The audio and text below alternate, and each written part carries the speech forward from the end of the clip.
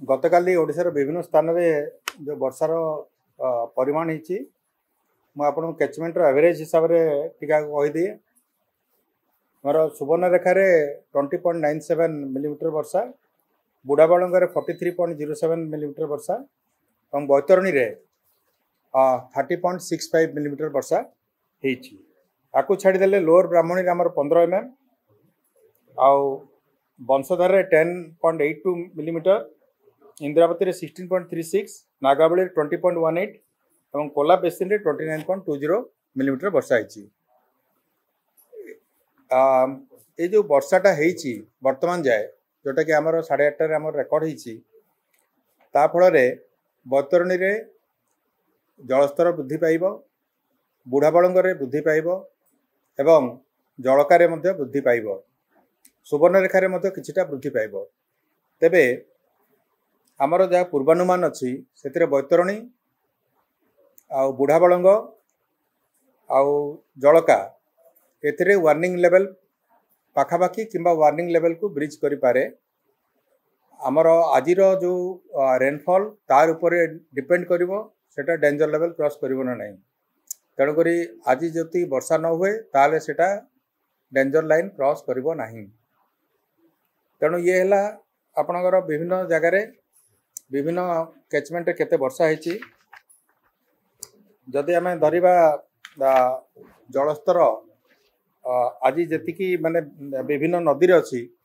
कौन सी नदी रे बन्या परिस्थिति नहीं आजिकार मु जोटा कहली सेटा आगामी काली वार्निंग लेवल बा सतर्क स्तर ऊपर को जाइपारे विपद संकेत ऊपर को जीवार कौन सी पूर्वानुमान नहीं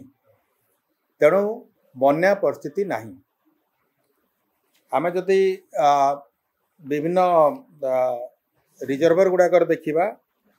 हीराकुद डैम रे सर्वोच्च जलधारण लेवलटा जोटा 630 फीट थिला बेलू सकाल 9टारे 626.31 फीट अच्छी एवं रेंगाली रे सर्वोच्च जलधारण लेवलटा 123.5 थिला बेलू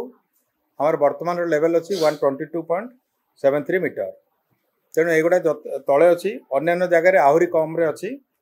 तेणुक बर्तमान कौन सी जगार सेमती आम प्लान करूना आउ गेट खोलिवार कारण आपने जानते रेंगाली आउ हीराकुद दुटाक सब गेट बंद अच्छी तेबे आजिर जदि वर्षार अनुसार किसी आम पूर्वानुमान हुए जे अधिक जल आसबार संभावना अच्छी जलभंडार भितर को तेबे आम से डाटा अनुसार आमर मॉडल रन करके आम गेट खोली पारू किंतु बर्तमान जाए कन्फर्म ही नहीं देखो आमर केन्दुझर हाटडी रे गतकाली 225 mm वर्षा होती केन्दुझर घसीपुरा रे 130 mm वर्षा होती गोटे दिन भितर एटा बालेश्वर टाउन रे 128 mm वर्षा होती जार फल कि ये लगाण वर्षा जो किसी समय पई सहर रे आपणकर जलबंदी हुए सेटा आउ सेटा समय माने अल्प समय भितर सेटा रिस्टोर हो तार नॉर्मल सिचुएशन को रिस्टोर हो नहीं केन्दुझर बालेश्वर कथा मु कहली केवल बालेश्वर कथा केन्दुझर हाटडी ठारे आ केन्दुझर घसीपुरा ठारे तेणु बालेश्वर रे गोटे जोटा कि डिस्ट्रिक्ट हेडक्वार्टर्स सेठी 128 मिलीमीटर वर्षा होती गत 24 घंटा भितर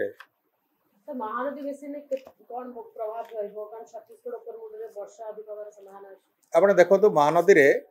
मु जेमति कहली सब जाक गेट बंद अच्छी केवल पानी आम छाड़ुचे पावर चैनल पावर हाउस देकरी एवं विभिन्न केनाल देकरी एतिक आम छाड़ुचे तेबे ऊपर मुंडरे जदि वर्षा हबो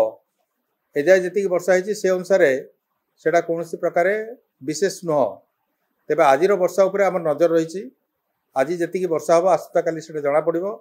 एवं आम से अनुसार पदक्षेप नेबू तेबे मुंडली रे वर्तमान 100 क्यूसेक तले पानी प्रवाहित होती तेणुक पाखापाखि फांका अच्छी नदी किसी असुविधा ना जमती मु आगु कहली जी वर्षा होती बैतरणी रे सुवर्णरेखार आउ जलका जलकार आमर टे जलस्तर वृद्धि पाइब निश्चित जो जेकोसी जगह वर्षा हेल्ले नदी जलस्तर वृद्धि पाइब तेणु केते वृद्धि पाइब सेटा डिपेंड करुच्ची जो गतकाली वर्षा पर आम कहूँ जे सतर्क संकेत को सेटा डेई पारे किंतु